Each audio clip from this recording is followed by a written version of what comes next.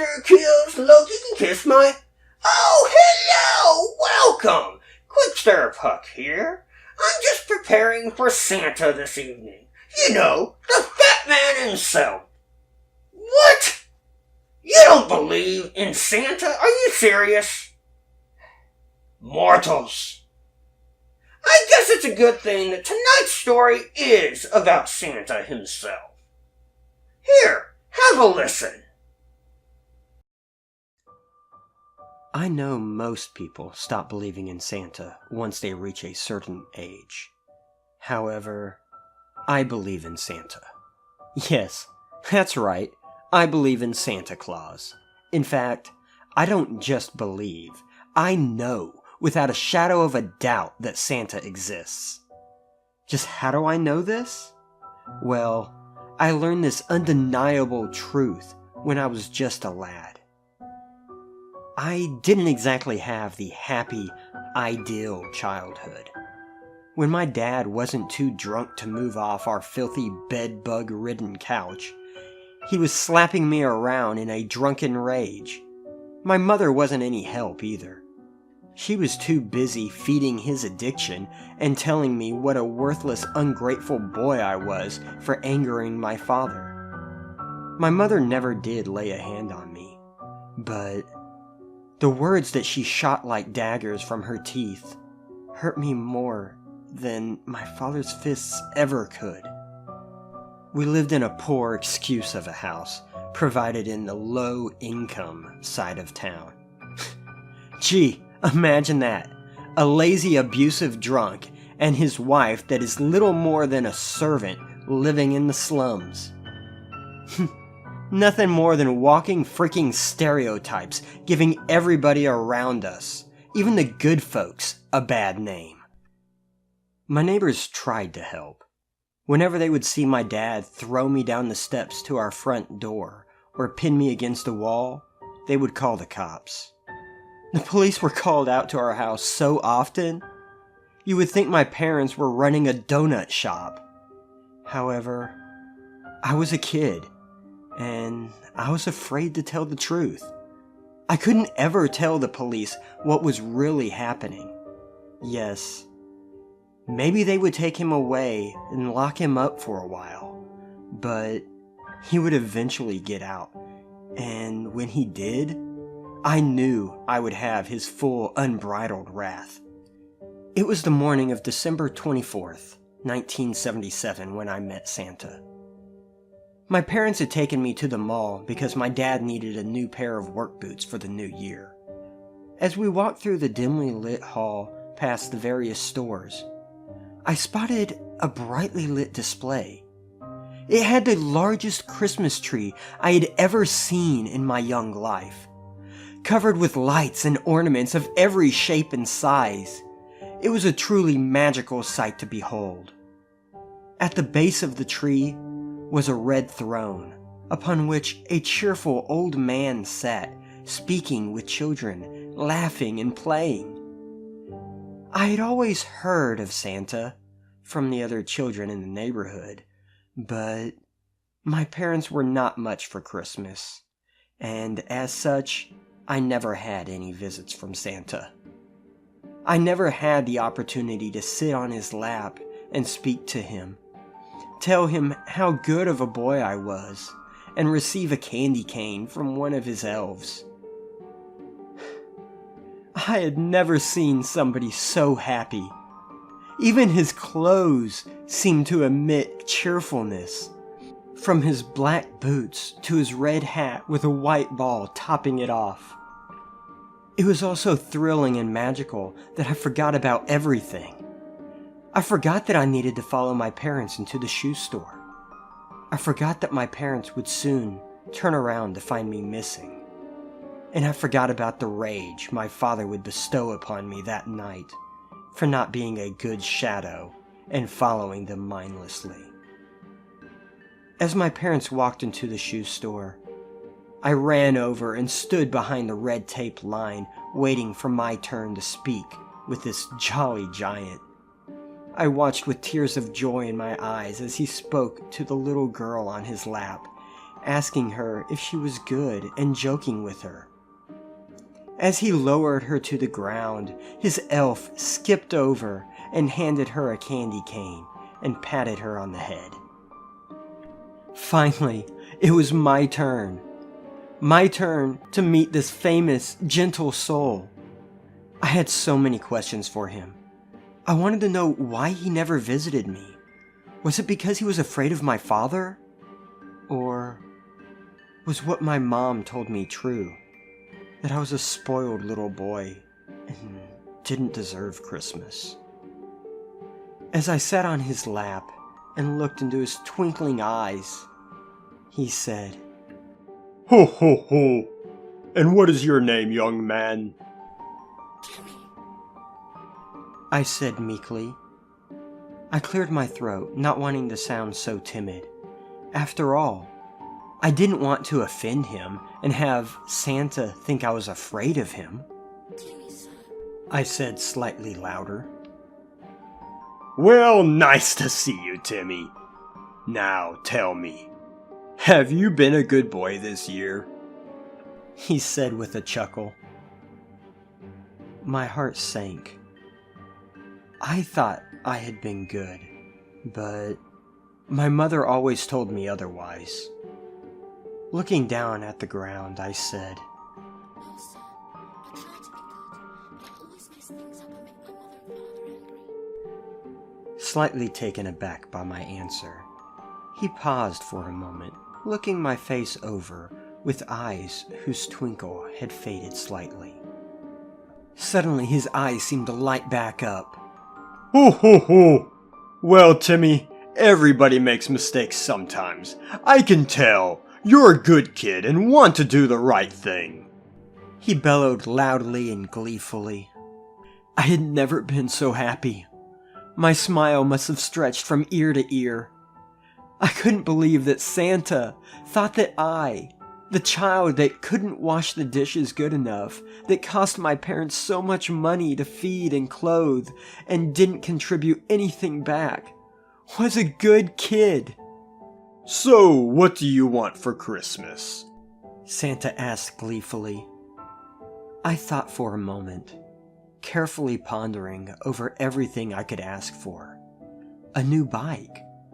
A pack of baseball cards. But then it struck me. Santa is magic.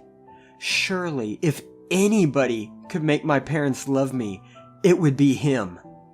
Can you fix me somewhere so my mom and daddy will love me? I whimpered. A look of deep concern covered his face as he looked me in the eyes and said, Why, Timmy, I am sure your mommy and daddy love you very much. No, sir. I'm always messing up and my daddy has to punish me. I replied as I slowly raised my shirt just enough to reveal a large bruise on my side. I know it's my fault, because he doesn't hate my mom, and she's always yelling at me and asking me why I was such a horrible child, and saying she should have thrown me away with the rest of the trash when I was born. The once happy glow on Santa's face seemed to fade. It was as though my words sucked the joy directly out of his soul. A dark shadow seemed to fall on his face, and those once twinkling, magical eyes turned a dull gray. Noel, bring me a pen and paper and hang the sign that we are closed for the day. Me and Santa both sat in silence, watching Noel scamper around to complete his tasks, with a confused look upon his face. Upon returning, he handed Santa a pin shaped like a candy cane, and a folded sheet of notebook paper. Timmy, I want you to write your address on this paper for me, please. Santa said, handing me the pen and paper. Sir, please don't tell anybody. Can you just use your magic? I can't have the police come out. Not again, sir. Please. If the police come to the house, again my dad will only be angrier with me. I pleaded. Santa gently placed a white-gloved hand on my shoulder and said, Timmy, I promise you, your parents will not continue to hurt you. I won't breathe a word of what you have told me." With that, I wrote my address down and handed it to him. Suddenly I heard my mother's voice. "Timothy!" I looked up to see my mother rushing over to me, her face twisted in anger. "What the hell do you think you're doing?" she said as she grabbed my arm and yanked me off Santa's lap with such force I thought my arm was going to detach from its socket. "Sir, I am sorry for my brat son. He won't bother you again," she told Santa before dragging me away to my father, who was waiting by the car. The entire car ride back home, I sat thinking about Santa and wondering what magic he was going to work so my parents would love me. For the first time, I didn't care that my mother and father were yelling and screaming at me.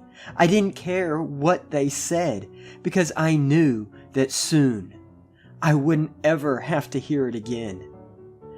I never would have to worry about hiding my bruises, lying that I fell and hurt myself, and I would finally be happy. I guess my parents noticed me smiling, despite their yelling, because when we got home, my dad beat me worse than ever. He hit me again and again with unrelenting ferocity, until I shakenly fell to the floor. Realizing I had had enough, he left me to crawl to my room, where I passed out. It wasn't until I heard a loud commotion coming from the living room that I woke up that evening. Glancing at the dim glow of my clock, I realized it was 1 a.m. I couldn't help but wonder why my parents were awake at that time. Usually, my dad would pass out drunk by 8, and my mother would stay up no later than 10. The rest had done me good, though, as I could finally stand. As I stumbled through the hallway towards the living room, I could hear a familiar sound. It was the same sound that I heard every time my father would lay fists into my stomach. That couldn't be, though, as I was the only one that he ever hit. Had my mother done something to cause his anger to overboil onto her? As I reached the end of the hall, the sounds finally stopped.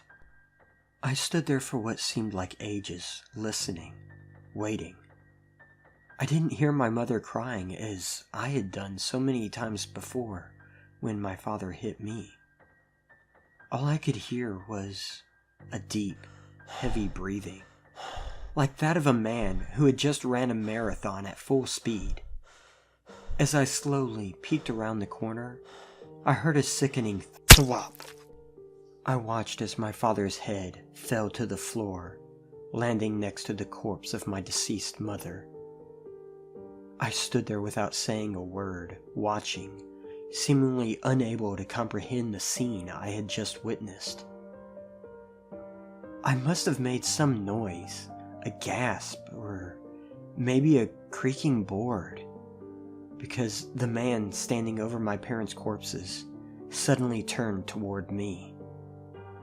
I looked him over from his black boots to his red matted coat and up to his now blood-stained beard. Santa was standing there covered in blood, holding the axe he had just used to behead my father, staring at me with cold, soulless eyes. It wasn't until I heard the police sirens that we both snapped out of our trance. The axe fell from his hand with a loud thud onto our wooden floor. Like magic, this bloody Santa seemed to come back to life. He was covered in blood from head to toe, but once again, he radiated joy and hope. His eyes twinkled with love as he walked over to me. "This is the greatest gift I could give you this Christmas. You will never be hurt again," he said as he placed his blood-stained hat upon my head. He gave me a smile and began to walk toward the door. Suddenly, he turned and looked me in the eyes, saying, "Merry Christmas, Timmy, and a happy new life." before walking out of our house to be arrested by the officers now pulling up to our driveway. I don't believe in Santa as a physical, flesh and blood being. No. Rather, he is a spirit. Santa is the spirit that propels us to help those in need, smile at a child as we pass by, and bring joy to others.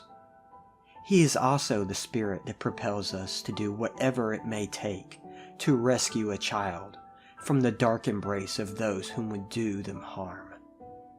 How do I know this? Well, about an hour ago at work, a young boy sat on my lap and told me the same thing that I told Santa all those years ago. As I tightly clutched this folded paper with an address horridly scribbled across it, I know that Santa has some work to do tonight. As you can see, Santa does exist. As the Christmas spirit. He makes you want to help a stranger and be kind to everybody around you. I know. It's hard to believe a black-hearted soul like me being infected with the Christmas spirit. But honestly, how could I not? I mean, it's all just so magical. Look at these lights. Well, speaking of being helpful, I would like to send a special thank you to a couple friends of mine. GhostMummy, thank you for providing the voice of Timmy in tonight's episode. And Grim Reaper from Reaper's Horrors, thank you for providing the new logo for my channel. Well, I guess that's all for the night. Have a very Merry Christmas. Ta-ta.